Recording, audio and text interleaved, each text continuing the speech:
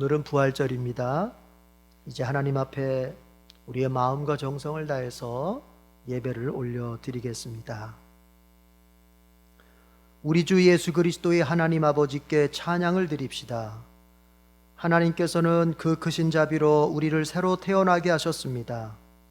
그리하여 그는 죽은 사람들 가운데서 예수 그리스도가 부활하심으로 말미암아 우리로 하여금 산소망을 갖게 해 주셨으며, 썩지 않고 더러워지지 않고 낡아 없어지지 않는 유산을 물려받게 하였습니다. 이 유산은 여러분을 위하여 하늘에 간직되어 있습니다. 아멘.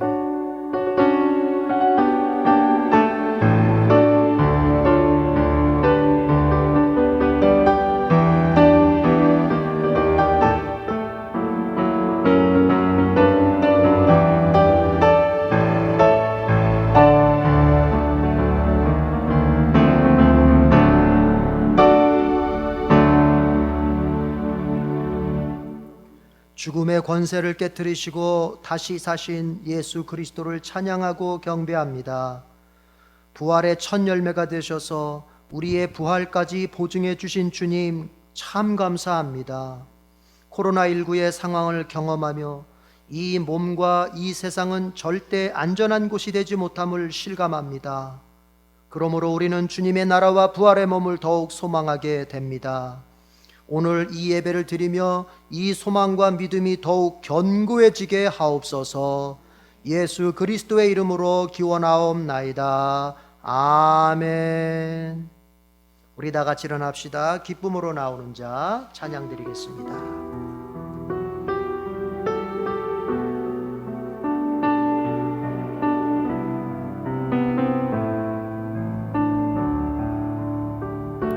주께 감사하며 찬송하고 주 앞에 기쁨으로 나오는 자, 주께 감사하며 송축할지어다. 그 이름을 송축할지어다. 주의 선하심이 나의 길 인도하네. 주의 인자하신 사랑은 변치 않네. 주의 성실하심 날 위해 일하시니 은혜가 대대에 이르리라. 할렐루야 할렐루야 할렐루야 할렐루야 할렐루. 주께 감사하며 찬송하고 주 앞에 기쁨으로 나오는 자, 주께 감사하며 송축할지어다. 그 이름을 송축할지어다. 주의 선하심이 나의 길 인도하네. 주의 인자하신 사랑은 변치 않네. 주의 성실하심 날 위해 일하시니 은혜가 대대에 이르리라. 주의 선하심이 나의 길 인도하네. 주의 인자하신 사랑은 변치 않네. 주의 성실하심 날 위해 일하시니 은혜가 대대에 이르리라. 할렐루야 할렐루야 할렐루야 할렐루야 할렐루야. 이 시간은 참회의 기도를 주님 앞에 드리십시다. 주님이 겟세마네 동산에서 체포되실 때 제자들은 모두 도망갔습니다. 베드로를 비롯해서 제자들은 죽을지언정 주님을 버리지 않을 것이라고 고백했지만 그들은 주님만 남겨놓고 모두 도망을 쳤습니다. 그들의 신앙 고백은 막상 지켜져야 할 실전 현실에서는 전혀 그들의 마음의 선택을 주도하지 못했습니다. 주님, 오늘 우리의 신앙 고백도 그럴 때가 많습니다. 말로는 그럴싸하게 신앙을 표현하지만 그 신앙 고백은 신앙 실천으로 이어지지 못할 때가 많습니다. 조그마한 선택의 순간에서도 신앙 고백이 기준이 아니라 내 안전, 내 이익, 내 자존심, 내 취향이 기준입니다. 주님, 성화란 결국 삶의 선택에서 나의 원함을 내려놓고 주님의 원하심으로 채워가는 것일진데 우리는 성화의 성장을 전혀 이루어가지 못하고 있습니다. 그러나 주님, 이제 다시 용서의 은혜를 베푸시고 조금만 더 기다려 주시옵소서. 그리고 성령으로 우리를 도와 주시옵소서. 그러면 주님을 향해 드렸던 신앙의 고백에 어울리는 선택과 삶의 모습으로 꼭 보답해 드리겠습니다. 주님, 우리를 불쌍히 여겨 주시옵소서. 예수 그리스도의 이름으로 회개하오며 이제는 주님과 나만이 알고 있는 개인적인 은밀한 죄를 침묵으로 고백합니다.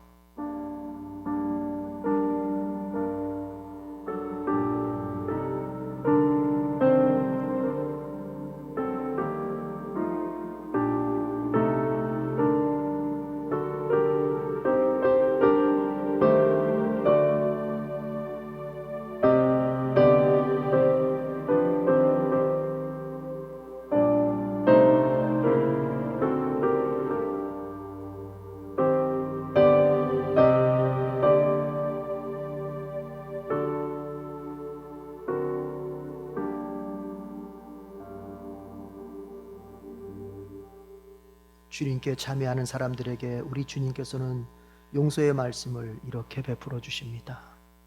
또 여러분은 죄를 지은 것과 육신이 할례를 받지 않은 것 때문에 죽었으나 하나님께서는 여러분을 그리스도와 함께 살리시고 우리의 모든 죄를 용서하여 주셨습니다.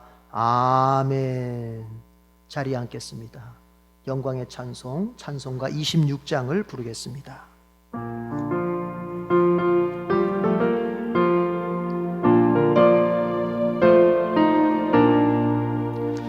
구세주를 아는 이들 찬송하고 찬송하세. 맘과 뜻과 힘 다하여 경배드리세.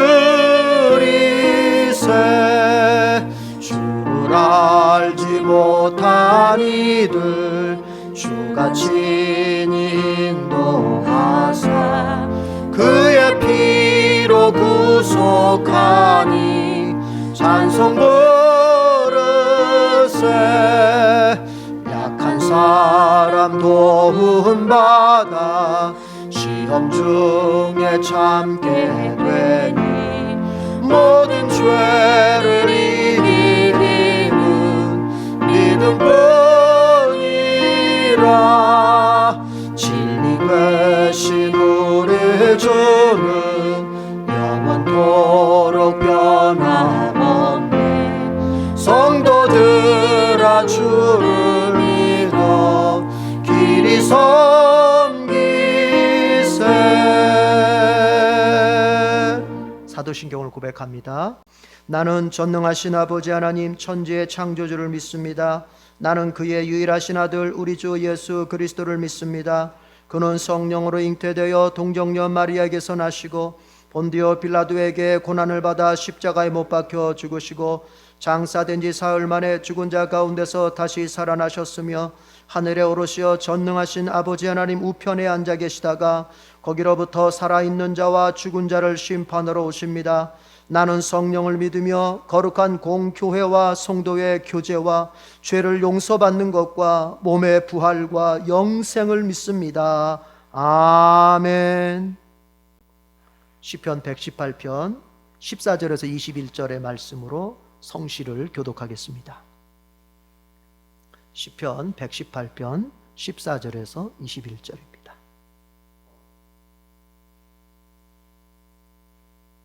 자, 14절 제가 읽습니다. 주님은 나의 능력, 나의 노래, 나를 구원하여 주시는 분이시다. 의인의 장막에서 화도하는 소리, 승리의 함성이 들린다. 주님의 오른손이 힘차시다. 주님의 오른손이 높이 들렸다. 주님의 오른손이 힘차시다. 내가 죽지 않고 살아서 주님께서 하신 일을 선포하겠다. 주님께서는 엄히 징계하셔도 나를 죽게 버려두지는 않으신다. 구원의 문들을 열어라. 내가 그 문들로 들어가서 주님께 감사를 드리겠다. 이것이 주님의 문이다. 의인들이 그리로 들어갈 것이다. 주님께서 나에게 응답하시고 나에게 구원을 베푸셨으니 내가 주님께 감사를 드립니다. 아멘. 찬송가 167장을 부르겠습니다.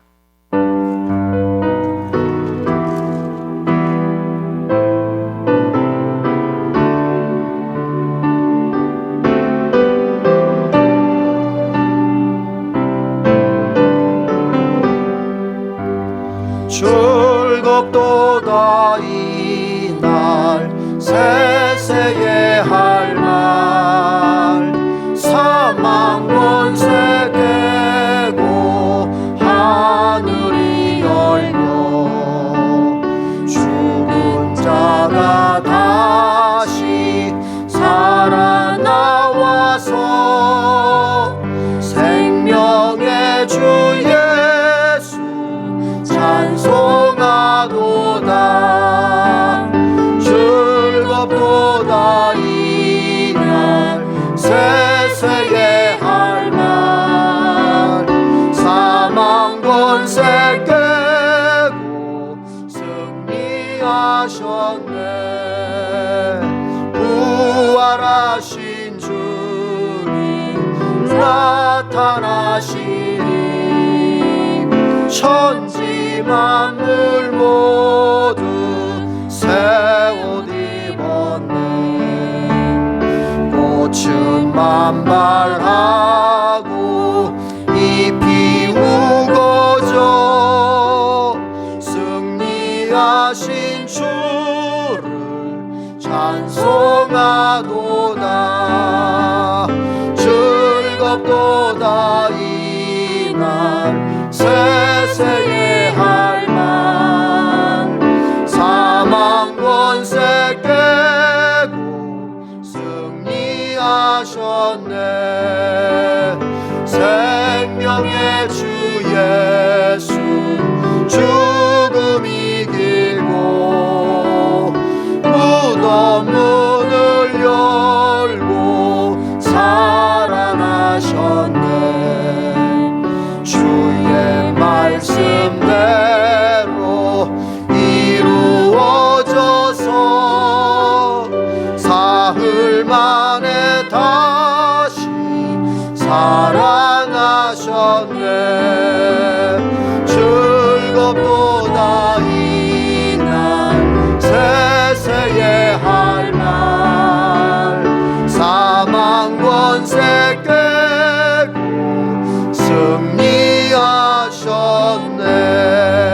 승리하셨네.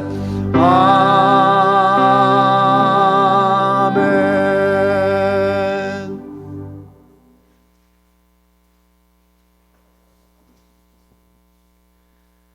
우리를 사랑해 주시는 하나님, 독생자를 통해 우리의 죄를 덮어주시고 영광의 부활을 바라보게 하시니 감사합니다. 코로나로부터 우리를 지켜주셔서 비록 영상으로 드려지는 예배지만 한자리에 함께하게 해주셔서 감사드립니다. 특별 가정기도회를 통해서 예수님께서 십자가에서 주신 말씀을 볼 수 있었습니다. 아픔 속에서도 하나님과 죄인된 우리 사이에 통로가 되어주셨고 앞서 보여주신 주님의 순종과 부활을 보게 하시니 감사합니다. 각자의 상황에서 애쓰며 참여한 모든 성도들의 기도를 들어주시옵고 십자가에서 말씀하신 말씀의 의미를 깊이 새기며 살 수 있도록 믿음을 주시옵소서. 온 세상에 퍼진 코로나가 더 이상 확산되지 않도록 전 세계가 사회적 거리두기에 동참하게 해 주시옵소서. 예방과 치료할 수 있는 물질이 속히 개발될 수 있도록 지혜를 주시옵소서. 또한 우리의 미약함을 깨닫고 겸손히 주 앞에 무릎 꿇고 맡기는 믿음을 갖게 하여 주시옵소서. 에덴교회의 모든 성도와 그 가족들이 전염되지 않도록 육신의 삶을 지켜 주시옵소서. 코로나에 감염된 세계의 많은 사람들이 치료될 수 있도록 자비의 손길을 베풀어 주시옵소서. 부활절에는 늘 함께 모여 말씀을 나누고 예루살렘 찬양대의 찬양을 함께 들으며 하나된 마음으로 드렸지만 이번 부활절에는 코로나로 인해 모이지 못했습니다. 쉬지 않는 은혜의 손길로 인해 우리가 평안을 누리며 살았구나 깨닫게 되기를 원합니다. 하루하루가 평안 속에 보내는 날들이 얼마나 감사한 것인지를 더욱 알게 됩니다. 작은 것에도 감사하며 사는 삶을 살 수 있도록 깨어있는 심령이 되게 하여 주시옵소서. 이 땅에서의 삶이 복되고 풍성하기를 위해서 일해 주시고 부활의 기쁨과 영생을 위해 아버지 나라에서 성실히 일해 주시는 주님의 손길에 감사와 찬양을 드립니다. 보혈의 죄사함과 부활의 소식을 전하기 위해 애쓰는 성도들이 되길 원하오니 은혜의 체험이 넘치는 성도의 삶을 주시옵소서. 몸이 불편하고 병마와 싸우는 성도들이 있습니다. 치료하고 낫게 해 주시옵소서. 치유의 손길로 만져 주시옵소서. 주께서 낫고 싶으냐라고 물어보시는 말씀에 아멘하며 믿을 때 일어나서 내 자리를 걷어 가지고 걸어가라 라는 치유의 답을 듣게 될 줄을 믿습니다. 담임 목사님을 통해 들려주실 부활의 말씀을 기대합니다. 믿고 순종하는 마음과 기쁨과 평안을 갖게 되는 시간이 되고 열매 맺는 말씀으로 심겨지게 하여 주시옵소서. 목사님의 가정에 풍성함이 넘쳐서 목회에 힘을 쏟을 수 있게 해 주시옵소서. 성도를 찾는 발걸음과 전화를 통한 신방 위에 위로가 가득하고 성령의 도우심으로 가득하기를 바랍니다. 목사님과 사모님께 건강함을 주시옵소서. 예수님의 이름으로 기도드리며 이제는 주님께서 가르쳐 주신 기도를 드리오니 하늘에 계신 우리 아버지의 이름을 거룩하게 하시며 아버지의 나라가 오게 하시며 아버지의 뜻이 하늘에서와 같이 땅에서도 이루어지게 하소서. 오늘 우리에게 이루할 양식을 주시고 우리가 우리에게 잘못한 사람을 용서하여 준 것 같이 우리 죄를 용서하여 주시고 우리를 시험에 빠지지 않게 하시고 악에서 구하소서. 나라와 권능과 영광이 영원히 아버지의 것입니다. 아멘.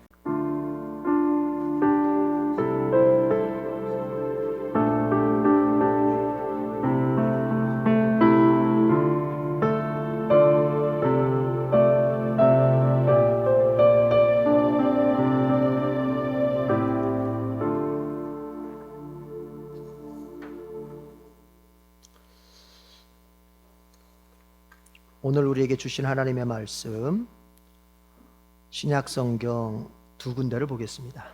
먼저 로마서 6장 9절에서 11절의 말씀을 먼저 보겠습니다. 신약성경 로마서 6장 9절에서 11절 그리고 고린도전서 10장 31절 이렇게 보겠습니다. 먼저 로마서 6장 9절에서 11절의 말씀입니다.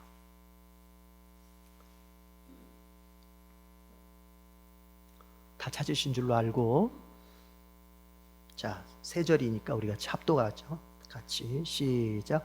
우리가 알기로 그리스도께서는 죽은 사람들 가운데서 살아나셔서 다시는 죽지 않으시며 다시는 죽음이 그를 지배하지 못합니다. 그리스도께서 죽으신 죽음은 죄에 대해서 단번에 죽으신 것이요 그분이 사시는 삶은 하나님을 위하여 사시는 것입니다. 이와 같이 여러분도 죄에 대해서는 죽은 사람이요 하나님을 위해서는 그리스도 안에서 살고 있는 사람이라는 것을 알아야 합니다. 아멘. 자, 표시해 놓으시고요. 고린도전서 10장 31절. 고린도전서 10장 31절.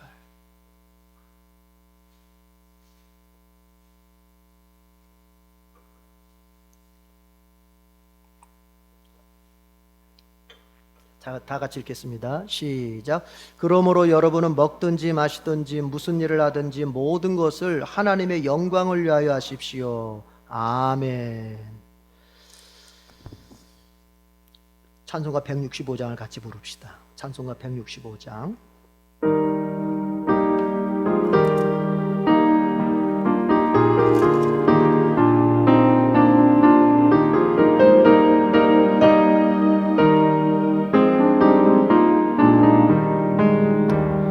주님께 영광, 다시 사신 주, 사망 권세 모두 이기시었네.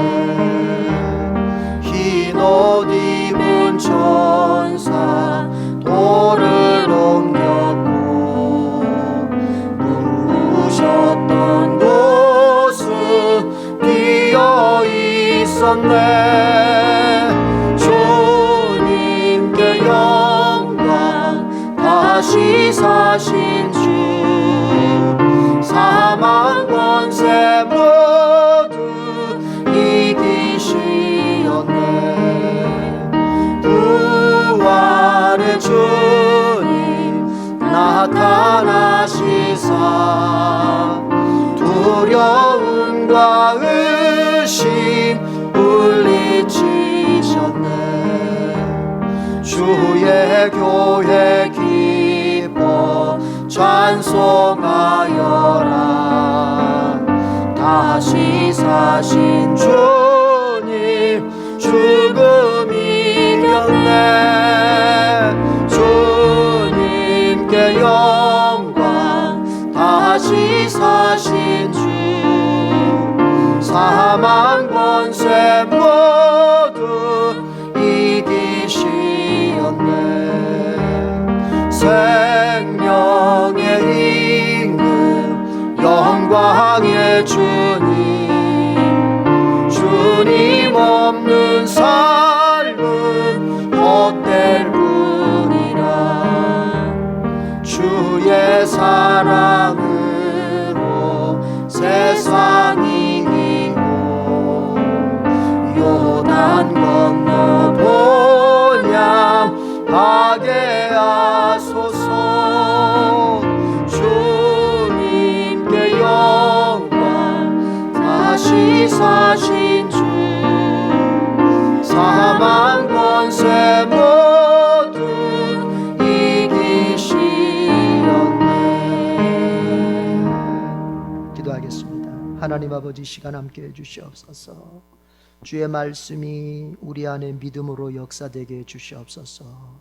그리스도의 말씀을 들을 때 믿음이 생기고, 믿음이 생길 때 드디어 그리스도의 이름을 부를 수 있다고 했고, 그리스도를 부르는 자들마다 다 구원 얻으며 그들이 응답을 받으며 기적이 나타날 거라고 약속하셨습니다. 이제 말씀을 듣길 원합니다. 듣는 자들이에 성령께서 역사해 주시옵소서. 그래서 그 말씀이 삶을 인도하고 삶을 방어해주고, 때로는 마귀를 공격하고, 때로는 내 모든 것들 속에서 능력이 되는 귀한 말씀 되게 해 주시옵소서. 주님께 모든 것을 맡기며 예수님의 이름으로 기도드립니다. 아멘. 자, 한번 따라합시다. 성도는 부활의 예수님처럼 하나님을 위하여 산다. 그렇습니다. 설교 제목이 성도는 부활의 예수님처럼 하나님을 위하여 산다. 비교될 수 없는 두 존재이지만 우리가 이해를 돕기 위해서 굳이 한번 비교를 해보겠습니다. 하나님과 마귀를 비교해 본다면 여기에는 다른 면이 있고 비슷한 면이 있습니다. 그 양상이 다른 면은 뭐냐면은 목적입니다. 하나님의 목적과 마귀의 목적은 달라요. 결코 같을 수가 없어요. 그런데 그 방법은, 그 목적을 이루는 방법은 비슷해요. 여러분, 이 부분을 잘 이해하셔야 돼요. 두 존재의 목적은 다르지만 그 목적을 이루는 방법은 비슷하단 말이에요. 앞에서 얘기했어요. 주님의 목적은요, 마귀의 목적과 달라요. 마귀의 목적은요, 주님의 목적과 달라요. 주님의 목적은 선합니다. 마귀의 목적은 악합니다. 주님의 목적은요, 우리로 하여금 하나님과 더 연합하게 만들고 하나님을 순종하게 만들고 그리고 이웃과도 화목하게 만듭니다. 그래서 그 결과로 생명을 누리게 하고 복을 누리게 하고 천국에서 영생을 누리게 합니다. 이게 하나님의 목적하신 바예요. 그러나 마귀의 목적은 어때요? 마귀와 가까워지면 가까워질수록 그가 나를 통해서 이루는 것은 뭐냐면 하나님과 분열하게 만들고 하나님의 뜻에 역행하게 만들고 사람과도 분열하게 만들어서 결국에는 죽음을 얻게 만들고 죽음과 같은 인생을 살게 만들다가 결국 마귀를 따라서 지옥에서 영벌을 받게 만드는 것, 멸망하게 만드는 것, 이게 마귀의 목적이에요. 달라요. 그런데 중요한 것은 뭐냐면 지금 말하는 것 중에서 이 목적을 이루는 방법은 비슷하다는 거예요. 방법은 하나님의 방법과 마귀의 방법이 비슷하다는 거예요. 도대체 어떤 방법이길래 이게 비슷할까? 어떤 방법을 쓰길래 하나님과 마귀의 방법이 비슷하다고 말할 수 있을 것일까? 말할 수 있을까? 사람을 사용한다고 하는 것에서 비슷한 거예요. 하나님도 하나님 자신의 목적을 이루기 위해서 사용하시는 방법이 뭐냐면 사람을 사용하는 거예요. 마귀도 자신의 목적을 이루기 위해서 사용하는 방법이 뭐냐면 사람을 사용하는 거예요. 사람을. 이게 비슷하다는 거예요. 성경을 연구해 보면 그렇습니다. 예를 한번 들어봐요. 하나님께서 이방 민족의 왕 고레스를 사용하십니다. 언제? 자, 이스라엘 백성이 바벨론에 의해서 멸망하게 되죠. 느부갓네살, 바벨론의 왕 느부갓네살에서 멸망당하게 되죠.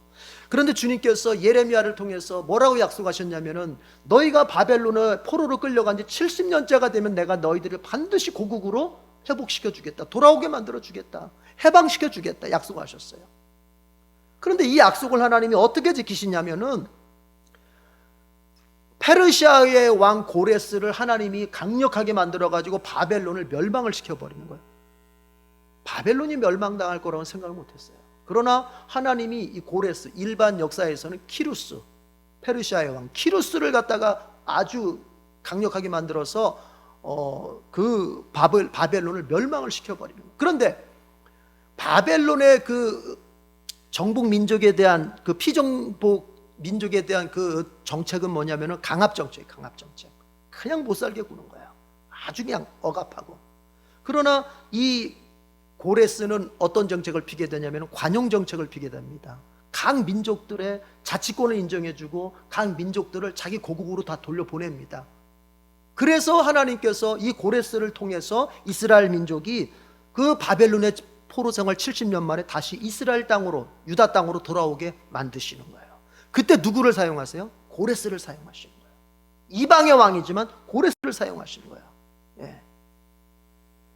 하나님은 자신의 선한 목적을 위해서는 이방의 왕도 사용하셔요. 사람을 사용하셔요. 그런가 하면 여러분, 마귀도 마찬가지예요. 마귀도 사람을 사용합니다. 여러분, 예수님께서 이 땅에 태어나셨을 때 마귀는 즉각적으로 알았어요. 메시아가 왔구나. 그래가지고 그 메시아를 아기 당시에 아기일 때 죽이려고 했었죠. 누구를 통해서? 헤롯 왕을 통해서 죽이려고 하는 거예요. 그래서 헤롯이 어떻게 합니까? 바벨론 근처에 있는 모든 유아들을 2살부터 밑에까지 다 죽이게 되는 거예요. 아기 예수님을 죽이기 위해서 그 2살 배기부터 다 죽이는 거예요. 헤롯, 베들레헴 근처에 있는 모든 다 지역들을 다 어마어마하게 죽은 거죠. 그러니까. 그런데 여러분 보세요. 현상적으로는 그것을 헤롯이 죽인 것 같잖아요. 그러나 그 배후의 영적 세력은 뭐예요?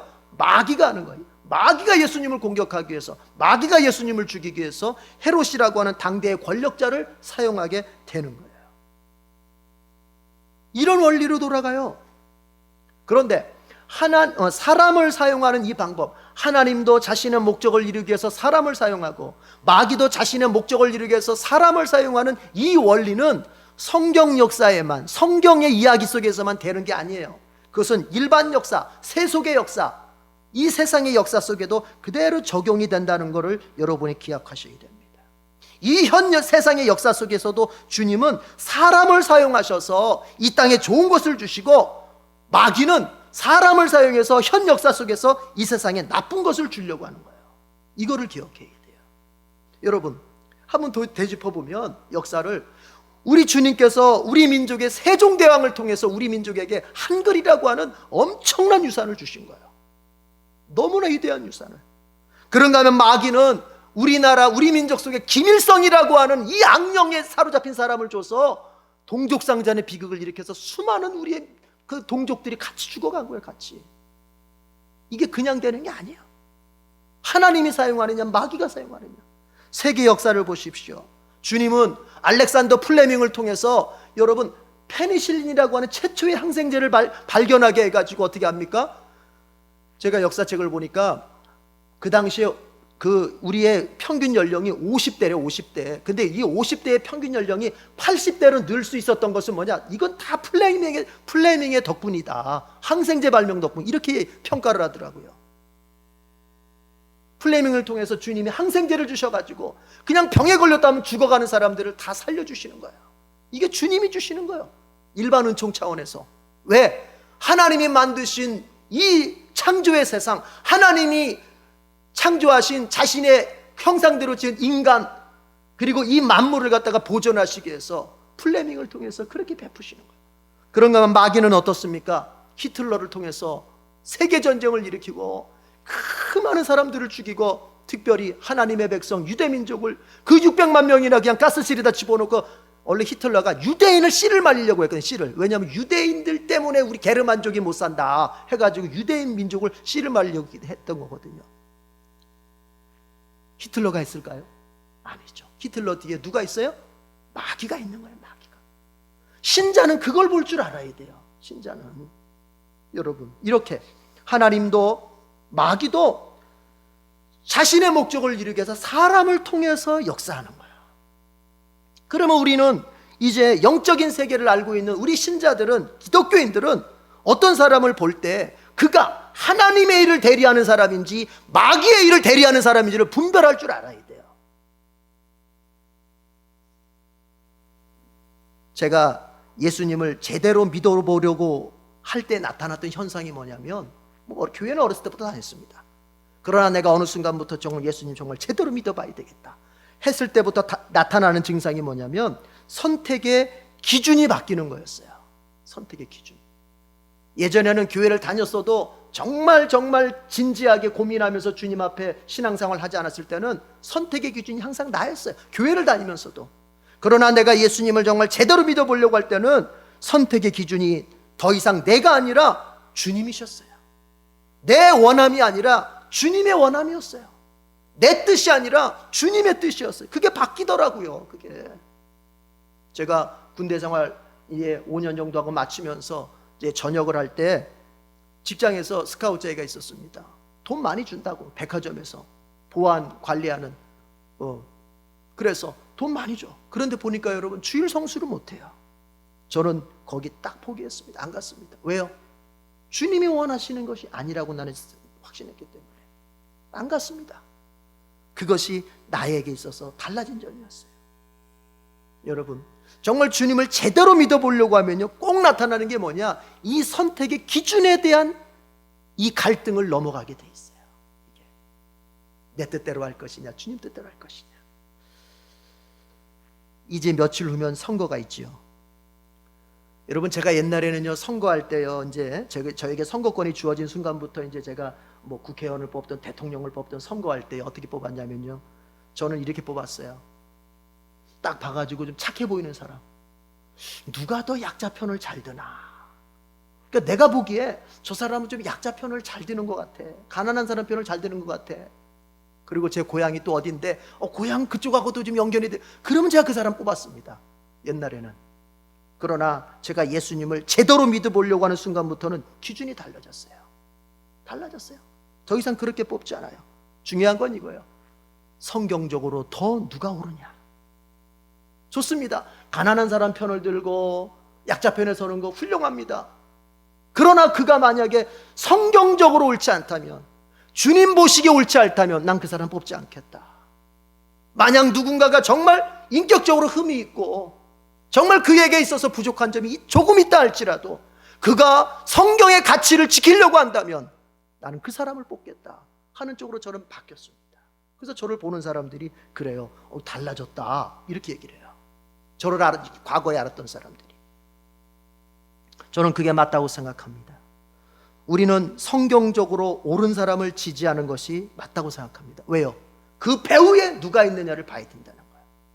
하나님도 사람을 통해서 일하시고 마귀도 사람을 통해서 일할 때 우리는 그 사람의 단순히 나타나는 모습만이 아니라 그가 영적으로 누구인가, 그의 영적 정체성을 파악하고 그가 어떤 사람인지를 확인해야 되는 것이죠.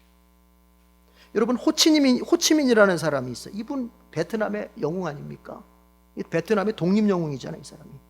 이 사람은요, 얼마나 검소한 사람인지 몰라요. 옷도 몇 벌 없어요. 검소하고, 그리고 국민들 앞에서 겸손하고 항상 가난한 자와 약한 자를 편들면서 그렇게 아주, 그래서 베트남에서 호치민은 위대한 지도자입니다. 거기 그 선교사로 나가 있는 친구들 얘기 들어보니까 대단하대요, 정말. 그런데 그 사람은 사회주의자였습니다. 사회주의자. 그래서 그가 베트남 전쟁을 일으켜가지고 1976년 베트남을 모든 자유를 통제하는 사회주의 공화국으로 만들어버렸어요. 자, 여러분, 한번 생각해봐요. 사람은 좋아 보여. 뭔가 좀 이 사람이 약자편도 드는 것 같아. 착한 사람인 것 같아. 그러나 그의 국가가는 사회주의나 공산주의야. 여러분, 그 사람을 뽑겠습니까? 아니면은 이 사람이 인격적으로는 흠이 있어. 아니면 이 사람이 좀 부족한 면이, 권력욕도 좀 있어. 그러나 그의 국가관이 자유민주주의고 그 사람의 주장하는 바가 정말로 하나님 나라에 합당하다면 여러분, 누굴 뽑아야 되겠어요? 누굴 뽑겠어요? 우리는 고민해야 되는 거예요. 저는 목사로서 우리의 처한 상황이 지금 심각해 보인다고 생각합니다. 내가 볼 때 지금 겉으로는 진보와 보수의 대결로 보이지만 내가 공부하고 내가 들여다봤을 때는 이것은 사회주의와 자유민주주의 대결로 보입니다. 특별히 기독교적 입장에서 여러분, 사회주의는 안 됩니다. 절대로 안 됩니다. 왜냐하면 그들의 최대 정적은 바로 교회이기 때문에 그런 거예요. 모당의 어떤 분이 이런 얘기를 하는 걸 제가 들었어요. 인터뷰하는데 그분이 이런 얘기를 하더라고요. 제가 어떤 당이라고 얘기 안 하겠습니다. 그분이 이런 얘기를 하더라고요. 선거에 이기면 몇 가지를 손을 볼 텐데 교회를 손보겠다 그래서 교회를 손보겠다. 이게 무슨 가당치도 않은 말입니까? 주님의 몸인 교회를 갖다가 정치 권력으로 손을 보겠다? 이게 무슨 막말입니까?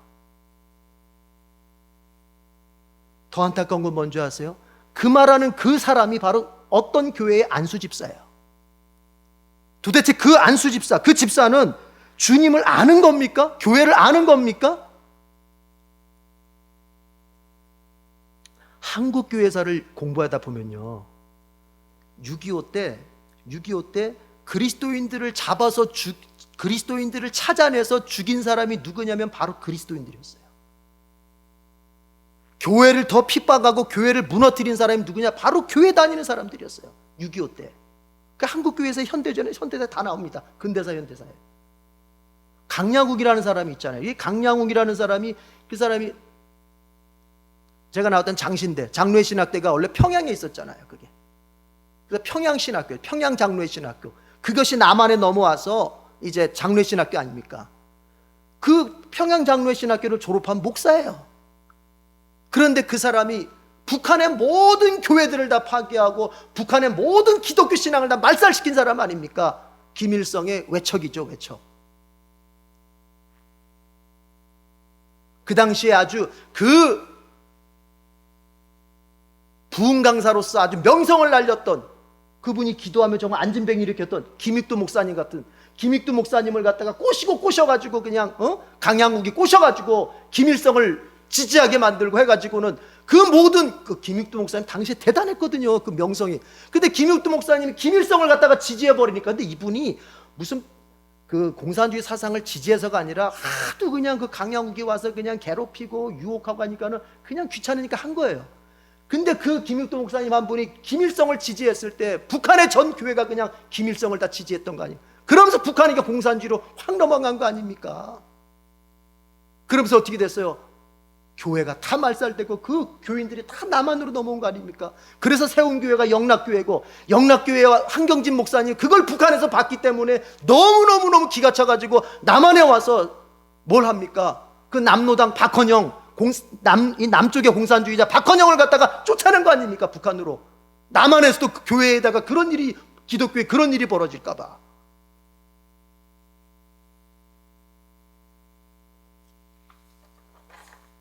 우리는 하나님을 대리하는 일꾼인지 마귀를 대리하는 일꾼인지를 잘 분별해서 이번 선거에 나서야 돼요. 저는 지금 누굴 뽑으라, 어느 정당을 뽑으라 말하는 게 아니에요. 지금 상황을 우리가 영적으로 분별을 하고 그리스도인으로서 어떤 자세로 투표를 해야 되는지를 말하고 있는 거예요.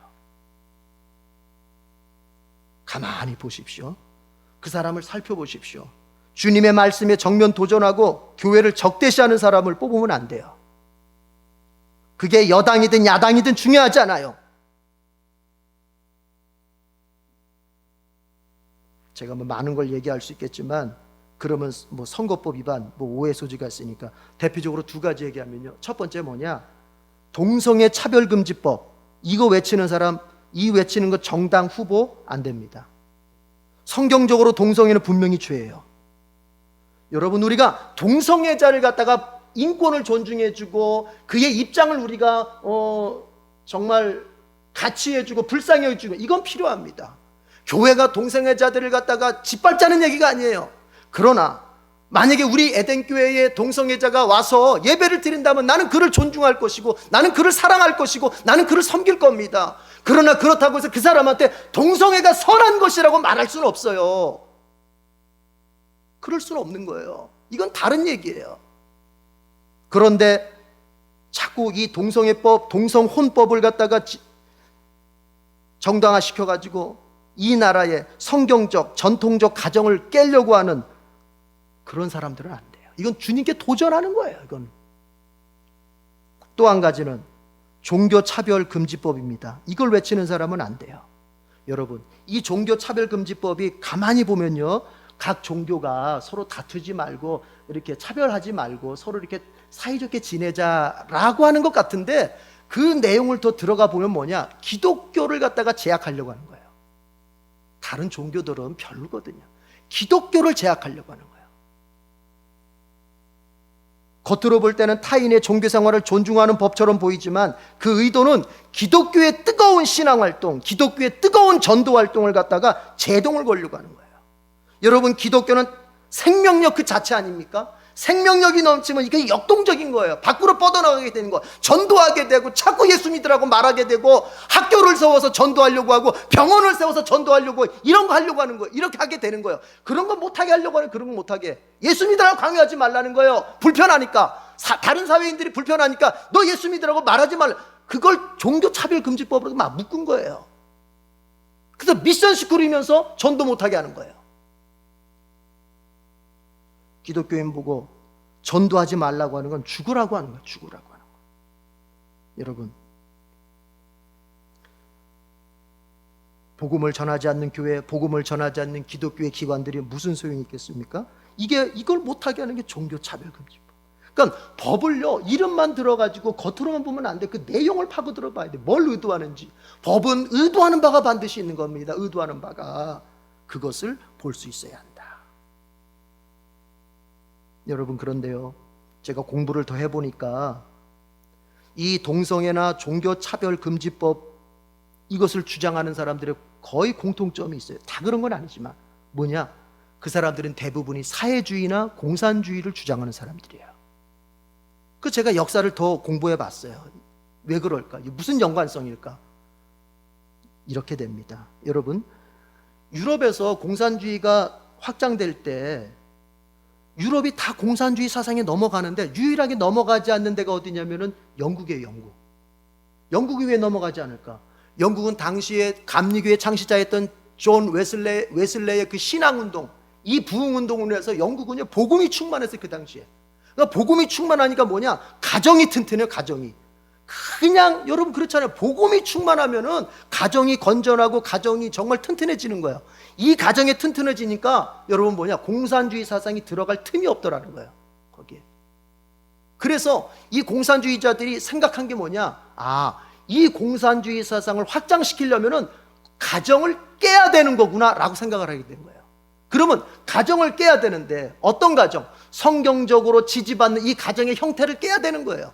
그래야 공산주의 사상을 퍼뜨릴 수 있는 거예요.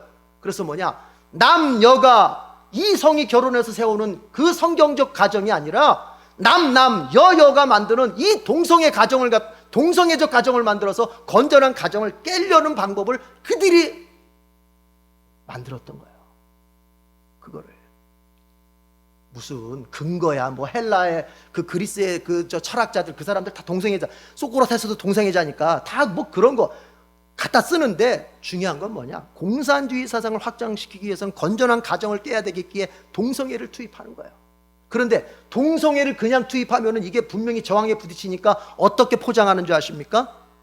인권, 소수자 인권을 보호한다는 미명으로 포장해서 동성애를 퍼뜨리는 거예요. 그러니까 동성애 뒤에는 뭐가 있어요? 공산주의자들이 있는 거예요. 공산주의자들이.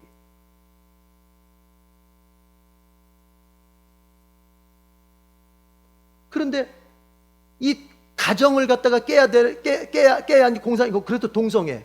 그 다음에 또 이 가정이 이렇게 세워지는 게 뭐 때문이야? 교회 때문이야, 교회 때문. 교회가 자꾸 복음을 전하니까. 그래서 사회주의의 공산주의의 적은 교회일 수밖에 없어요. 이 교회를 깨야 된다. 이 교회가 없어야 된다. 이 교회가 없어져야 공산주의가 퍼진다는 거예요.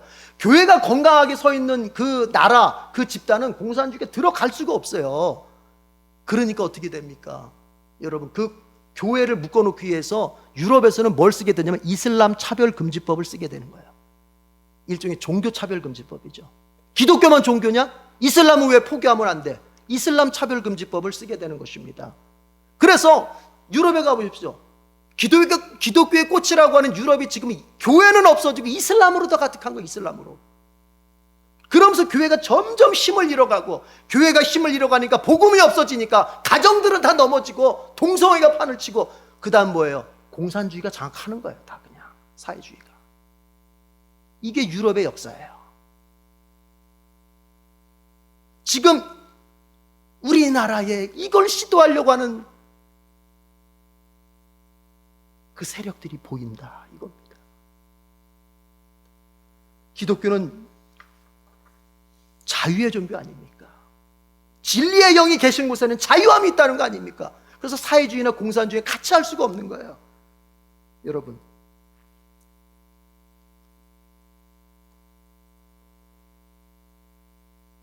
그래서 자꾸 사람들은, 이 사회주의를 지향하는 사람들은 교회를 타겟으로 자꾸 부정적인 얘기를 하는 것입니다.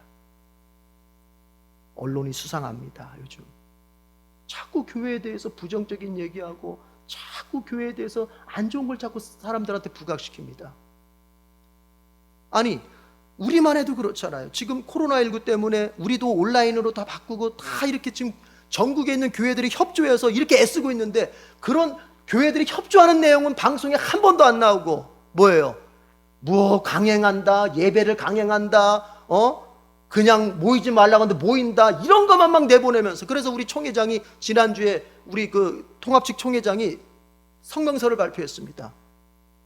대한민국의 온 교회가 정부에 협조하고 있는데 자꾸 이렇게 협조하는데도 불구하고 교회에 욕을 보인다면 좌시하지 않겠다. 총회장이 성명서를 발표했어요. 이게 왜 그럴까요?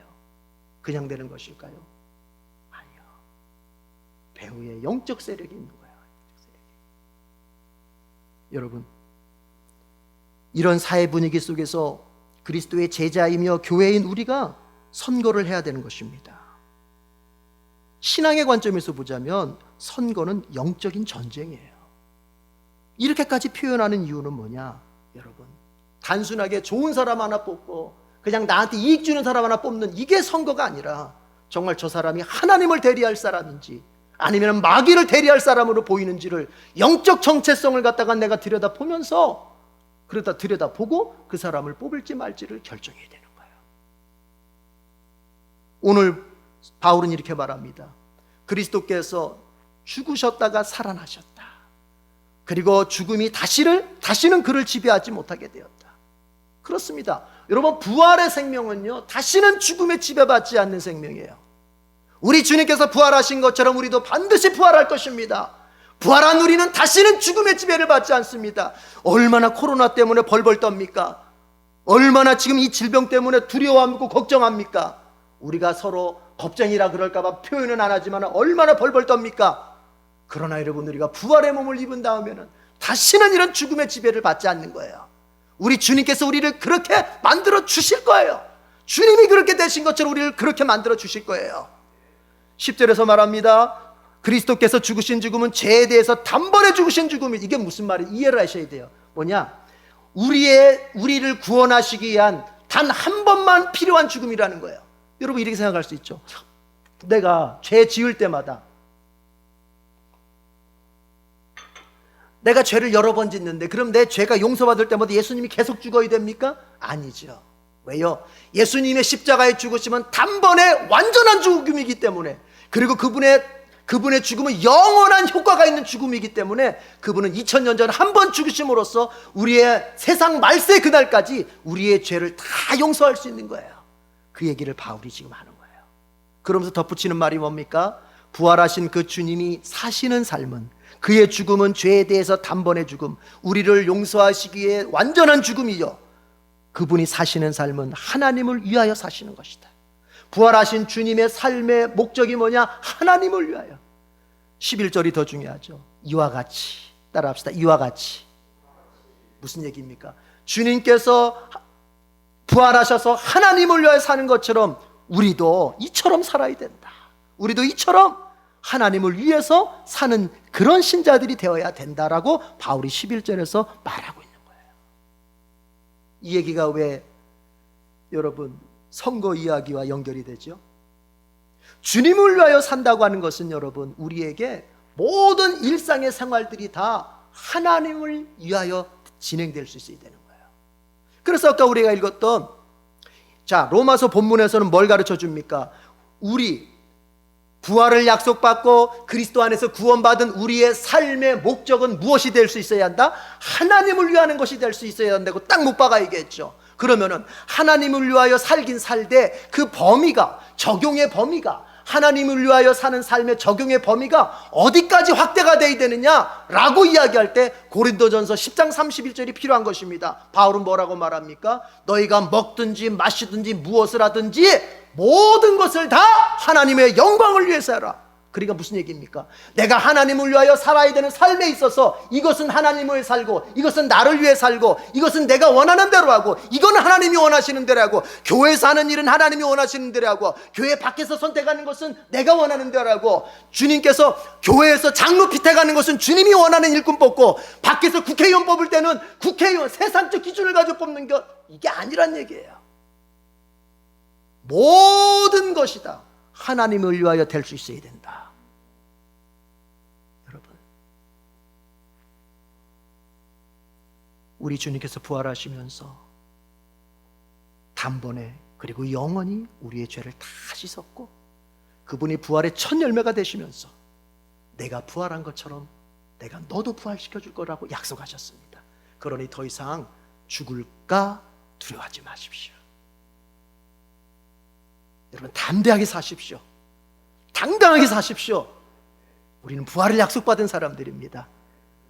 부활을 약속받은 사람답게 이제 남은 생에 그리스도께서 그렇게 하셨던 것처럼 작든지 크든지, 교회 안에서든지 밖에서든지, 교회 일이든지 가정 일이든지 직장 일이든지 따지지 말고 다 하나님을 위해서 하십시다. 그래서 하나님이 사람을 통해서 자신의 목적을 이뤄가시는데, 나를 통해서 또 하나의 목적을 이뤄가시는 그런 놀라운 기적이 나타나는 그런 인생으로 사십시다. 기도하겠습니다. 하나님 아버지, 우리 주님께서 부활하시고 우리에게 부활을 약속하시고 우리에게 부활의 영광을 덧입혀 주실 것을 약속하시고, 때가 되어 주님이 우리에게 찾아오사 부활의 몸을 입혀주실 것을 생각하니 정말 감사합니다. 죽음이 우리를 지배할 때 우리는 두려웠고 슬펐고 절망스러웠지만 부활의 주님을 바라보면 내가 죽으나 영원히 죽지 않는다고 하는 이 소망 속에서 주님, 내가 살게 되니 정말 마음 든든합니다. 우리 성도들, 또 지금 상황이 상황이니만큼 질병 앞에, 죽음 앞에 벌벌 떨 수 있을 텐데 부활 신앙을 가지고 담대하게 살 수 있도록 주님 도와주시옵소서. 또한 주님, 부활을 약속받은 우리의 생애는 이 현실에서 하나님을 위하여 사는 삶이 될 수 있어야 되겠습니다. 주님이 나를 통해서 주님의 일들을 이루어 가시도록 나를 내어드릴 수 있는 생애가 되게 해주시옵소서.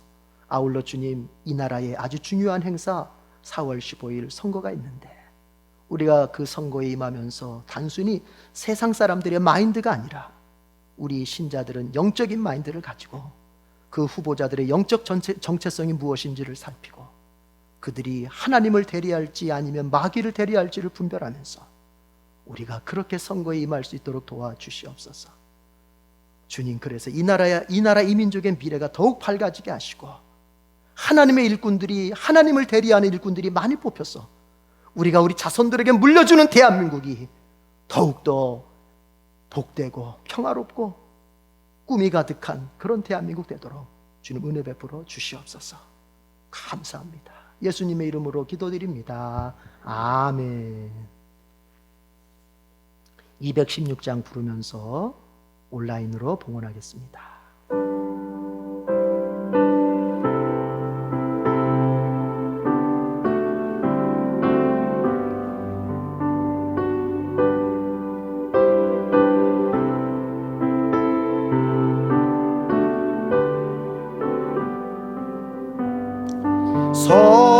성자의 귀한 몸 날 위하여 버리신 그 사랑 고마워라. 내 머리 숙여서 주님께 비는 말 나무어 주님께 바치리까. 지금도 날 위해 간구하신 이 어떤 믿음이 아옵나니 주님의 참사랑 고맙고 놀라워 찬송과 기도를 쉬지 않네. 주님의 십자가 나도 지고 신실한 믿음과 마음으로 형제의 사랑과 친절한 위로를 네게나 베풀게 하옵소서. 만 가지 은혜를 받았으니 내 평생 슬프나 즐거우나 이 몸을 온전히 주님께 바쳐서 주님만 위하여 늘 살겠네.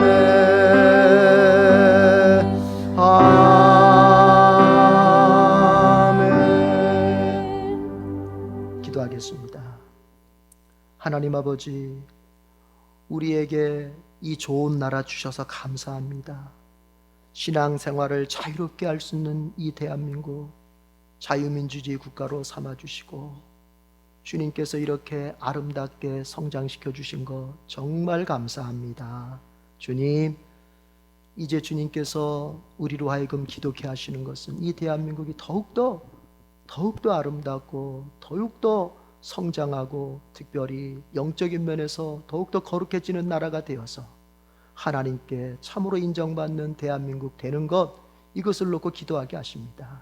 아버지여, 우리가 기도할 때에 그런 대한민국 만들어 주시옵소서. 주님, 또 나라를 더욱더 아름답게 만들려면 복음이 증거되어야 되겠고, 이 복음은 교회들의 활동들을 통하여 주님 증거될 텐데, 이를 위하여 주님 물질이 필요합니다. 우리 성도들 헌금할 때마다 내가 복음의 사역 속에 동참한다고 하는 거룩한 마음을 품고 그렇게 주님 앞에 또 물질을 드릴 수 있도록 마음을 인도하여 주시옵소서. 자비하신 주여, 오직 주님의 영광만을 위하여 쓰이는 물질 되게 하시고, 또 드린 손길마다에는 주님, 이 땅에 살면서 가난해지지 않도록, 저들이 정말 신앙생활과 현실의 삶을 살아가면서 주님 정말 세상 사람 앞에 부끄러워지지 않도록 하나님 더욱더 복되게 채워 주시옵소서. 주님 감사합니다. 물질로도 하나님께 영광 돌립니다. 영광 받아 주시옵소서. 예수님의 이름으로 기도드립니다. 아멘. 귀의 소식을 보겠습니다.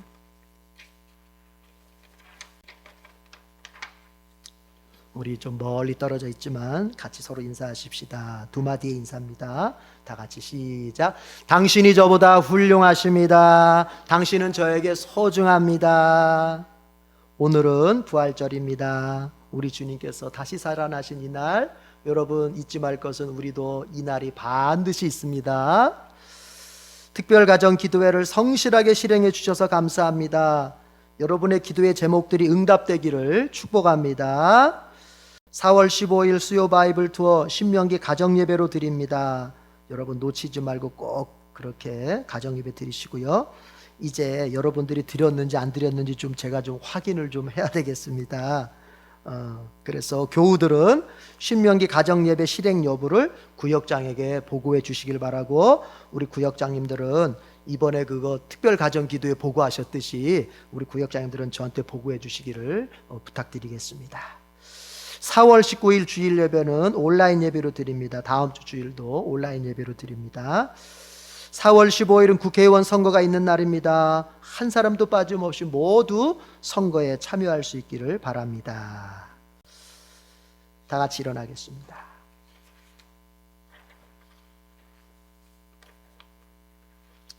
우리 목적 선언문 암송하고 같이 또 찬양하도록 하겠습니다. 시작. 우리는 한 영혼을 구원하여 예배, 교제, 훈련, 봉사, 전도의 삶을 살아가는 예수 그리스도의 온전한 제자로 세운다. 아멘.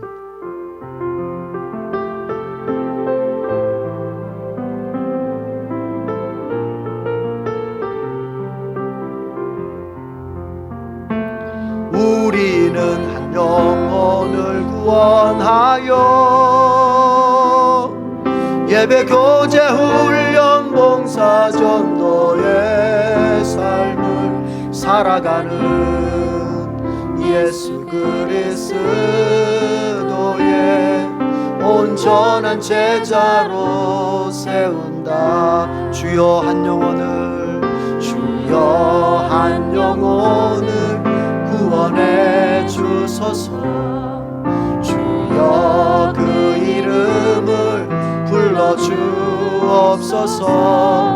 간절히 기도드리오니 구원하소서.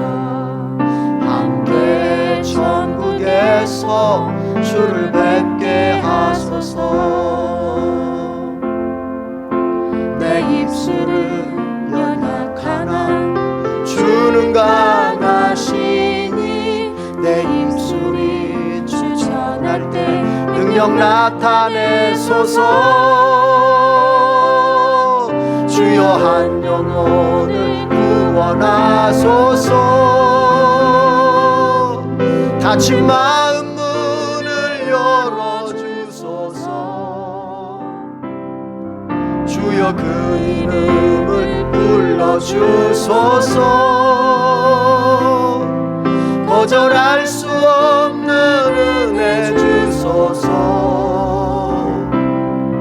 성령님 능력으로 예수님의 권세로 나를 사용하사 구원하소서. 사랑하는 성도 여러분, 하나님은 하나님의 목적을 위하여 사람을 사용하십니다. 마귀도 마귀의 목적을 위해서 사람을 사용합니다. 우리 자신은 오직 하나님의 목적을 위해서 하나님께만 쓰임받아야 되겠습니다. 그리고 우리가 지도자들을 분별할 때 그가 하나님을 대리할 사람인지 아니면 마귀를 대리할 사람인지까지 살펴봐야 되겠습니다. 여러분, 우리는 부활을 약속받았습니다.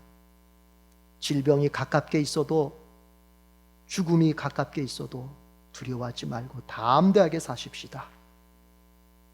부활을 약속받은 사람은 그리스도처럼 산다고 했습니다. 그리스도께서 하나님을 위하여 사셨듯이 우리도 하나님을 위하여 사십시다. 그래서 이 땅에 사는 동안 주님이 그것을 보시며 기뻐하시면서 여러분 생애 속에 복을 충만하게 채워지길 축복합니다. 우리 주님 예수 그리스도의 은혜와 하나님의 크신 사랑과 성령님의 교통하심이 오늘 예배를 드리며 이제 하나님의 일꾼으로 쓰임받기 원하며 다시 삶의 자리로 나아가는 모든 성도들 위해 지금부터 영원까지 함께 있을지어다. 아멘.